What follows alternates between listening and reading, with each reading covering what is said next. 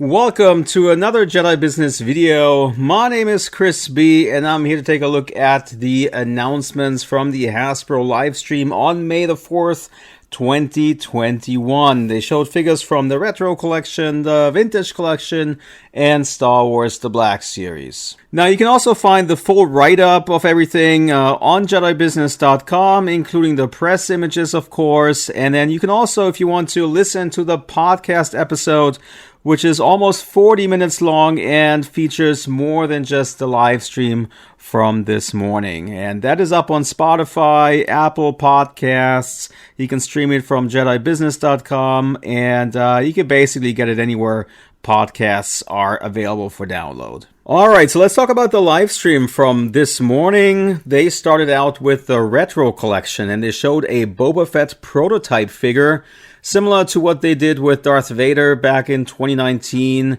which had all kinds of funky colors, and it was all randomized, so you didn't know whether you're going to get an orange head or orange arm or purple legs, you know. They basically taken this concept and they're now doing Boba Fett. And again, the figure is going to be exclusive to Target, just like Darth Vader was back in 2019. And yeah, I think this is going to be a difficult one to get. Now, I could have done without this, but it's cool looking. It's Boba Fett, you know, it's going to do well. So anyways, that's going to be out at Target, and pre-orders go live tomorrow for that, so May the 5th. And then they jumped ahead into the Vintage Collection, and they had a few figures to show. They started out with Clone Trooper Echo. Now that is going to be a straight repack from the ARC Trooper 3-pack that was exclusive to Hasbro Pulse last year. That thing sold out in an instant. So now they're taking one figure from that set and they're putting it on a single card, and they're re-releasing it basically. It comes on a Clone Wars card, so fans of the Clone Wars should be really excited about this one, even though the figure itself is, you know, just a repack. The Off-World Java is going to be released on a single card. I think the figure is identical to the one that's going to be included with the Razor Crest, but it does come on a different card back with a different image, and it also has different accessories included. So the figure is going to have 3 different weapons, also has an egg included, and they spent some time talking about the soft goods that the figure has, which is apparently new. And those accessories are different from the one that will come with the Java leader that's included with the Razor Crest. I think that figure has a necklace, a sliced open egg, and a knife. And so the accessories are different, and the card back is different. Then they also showed us Tebow, which is coming to the Vintage Collection. That is actually one of my favorite Kenner card backs ever. I love the colors. Unfortunately, they did not show us what the Vintage Collection version is going to look like, but I think it's cool that they're doing Tebow, and that's going to be out later this year. Then they showed us 3 more Vintage Collection figures. One was the Death Star droid, and you know, this looks so incredibly good on that card back, because this just screams Star Wars figures to me, you know.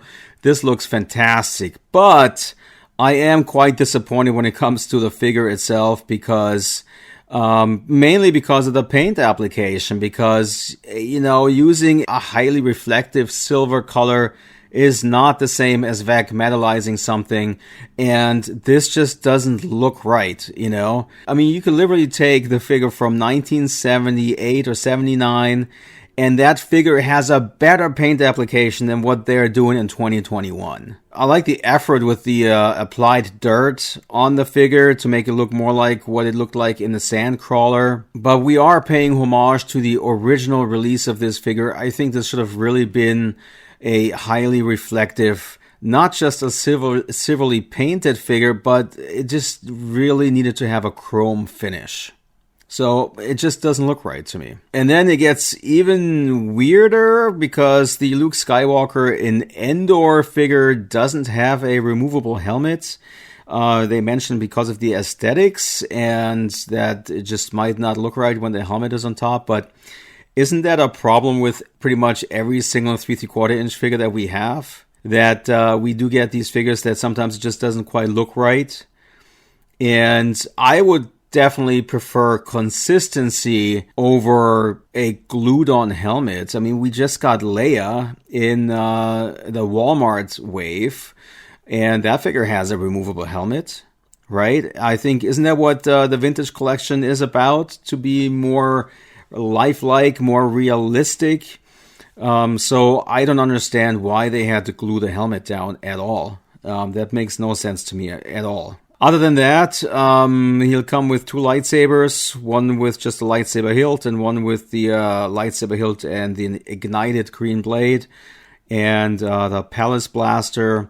And the poncho looks really good. It has a new camouflage pattern on it, apparently. So this looks good, but again, I wish that the helmet was removable. Alright, and then the next figure that they showed was the Tusken Raider, which, it looked good. It's, of course, the best version that they've ever done, because we now have the ball-jointed elbows. To be honest with you guys, this has written boring all over it. If you've been collecting for a long time, we have about 15, 16 Tusken Raiders in this scale already. Most of the figures use the exact same parts that are used here, with the exception of the ball joints and the elbows. To me, as a longtime fan who's been collecting one of each since '95, it's really sad to see how they spend their budget money on figures which they have released over and over and over again, and which you can still pick up on the aftermarket for $10, $20. And here they are, they're re-releasing it again, but now the elbows are done better. Now, don't get me wrong, I like that they improved this, but nowadays, when we just see so little newness in the vintage collection, it's frustrating to me that they spent budget on updating figures which, yes, they could use an upgrade or an update, but it's not necessary. This figure is not going to be a mile better than anything that you already have in your collections, just because you can now move the elbows a little bit better. And also, I gotta say, the card, they've released this very same figure during the Saga Vintage Collection already. And back then, in 2006 or 2007, when this figure came out, the card looked much nicer. Much nicer. It had a much more accurate bubble in comparison to the Kenner release. And it had less legal stuff on the front of the card. And it just looked nicer. So, for me, this, it's a nice to have figure, but it's just boring to me. It's just really boring. So then the last announcement that they had was for the vote from the vault. The winner was the Republic Trooper. Didn't really surprise me. That was what the community asked for. At least that's what I saw in my group, that people rooted for this figure to win. And it did win. So congratulations to everybody who wanted this. And I do think it makes sense, because it is an army troop builder. And we actually get the photoreal update to this figure because it has a removable helmet. And I saw that there was a push from some people to push for Weequay, but, Weequay is a figure that you buy once and then you're good. But this is a figure that you probably want to have multiples of. And so I think this is a great opportunity for people to troop build. And I'm glad that this one actually made the top spot. So that's it for the vintage collection. So to sum it up, ARC Trooper Echo, a repack. The Offworld Java, basically a repack of the Razor Crest version with different accessories and a different card. Ewok Tebow on a single card. I'm pretty sure that the Ewok sculpt itself is a reuse of existing parts as well. The Death Star droid, which looks really cool on that card back, but it doesn't have the paint application, unfortunately, that I wanted to see. Endor Luke with a glued-on helmet, and then the Tusken Raider. And that was it for the vintage collection. And now let's look at the Black Series, and I think that looked much nicer than what they've showed for the 3 3/4 inch line, because there was more newness here. We get a brand new Flame Trooper based on the Jedi Fallen Order video game. Now, they are reusing parts of an existing figure, but they've made enough changes to the deco and to some of the parts on the figure that this looks like an entirely new trooper to me. And I think it looks fantastic. They also showed the Knight Brother Warrior from the Jedi Fallen Order video game, which is also really cool looking. So yeah, they're both GameStop exclusive figures. They go on sale tomorrow again at 1 p.m. at GameStop. And that's 1 p.m. Eastern Standard Time. Now, they announced that Omega is coming to the Black Series line, the girl from the Bad Batch.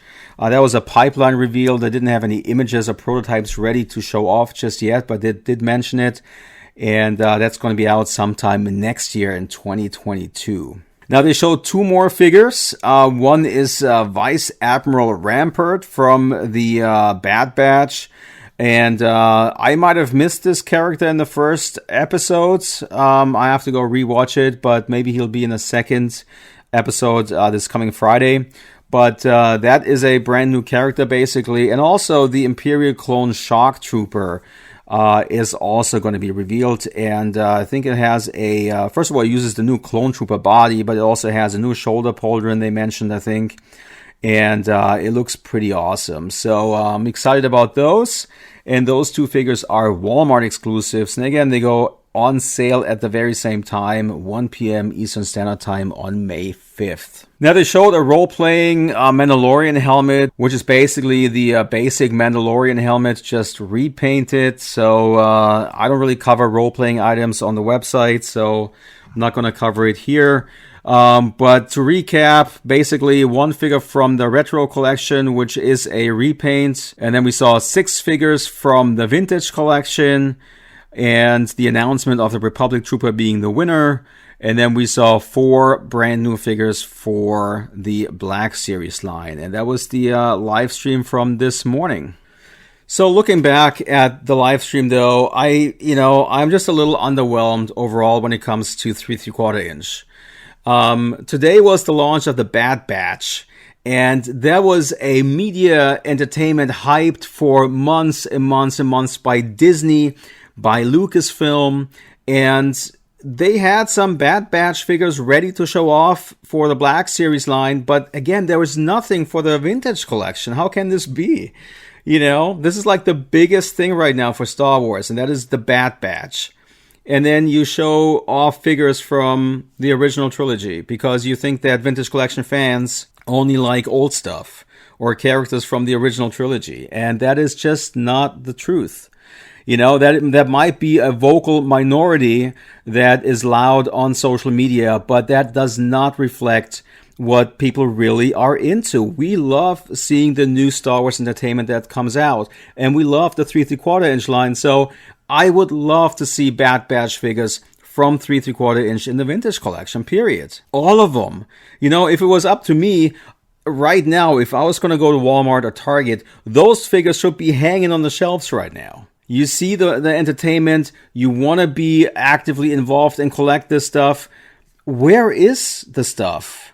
Not only is it not on store shelves, but it's not even, there's nothing announced really. I'm just a little underwhelmed, because having gone through all the prequel movie releases and Midnight Madnesses, and you go out and then there are figures hanging there from the entertainment and you're actively involved in it. And it's just not the case anymore, new Star Wars entertainment comes out and the toys that are supposed to go with that are nowhere to be found. Not only are they not on store shelves, but they are not even apparently in production. So the greatest hits approach that the vintage collection has right now and the 6-inch line, it does work to some degree for the 6-inch line, but there's also slim pickings, I think.